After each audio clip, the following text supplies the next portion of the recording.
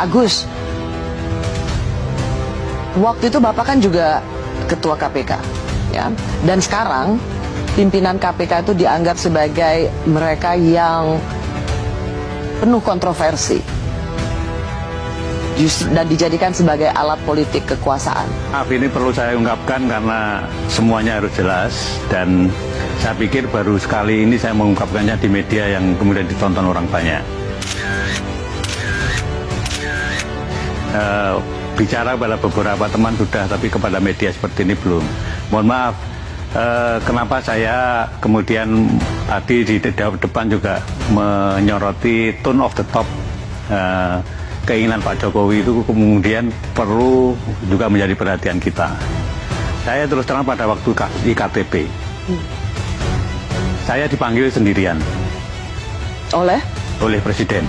Presiden pada waktu ditemani oleh Pak Pratikno. Jadi saya heran, biasanya memanggil itu berlima, ini kok sendirian.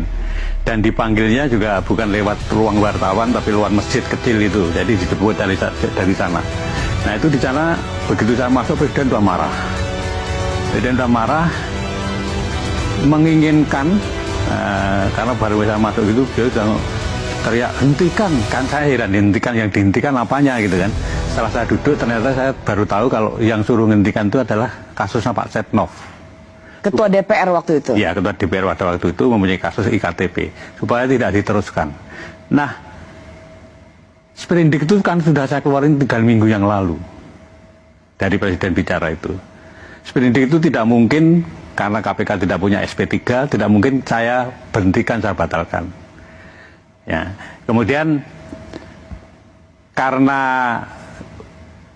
tugas di KPK itu seperti itu, makanya ya kemudian tidak saya perhatikan, saya jalan terus, Tapi akhirnya kan dilakukan revisi undang-undang, nanti kan intinya revisi undang-undang itu kan SP3 menjadi ada, kemudian di bawah Presiden, karena apa pada waktu itu mungkin Presiden merasa bahwa ini Ketua KPK diperintah Presiden kok nggak mau. Jadi ini sebuah kesaksian ya, dan fakta yang Pak Agus alami, bahwa Bapak dipanggil oleh Presiden untuk menghentikan kasus IKTP yang mentersangkakan Setia Novanto waktu itu menjadi Ketua DPR.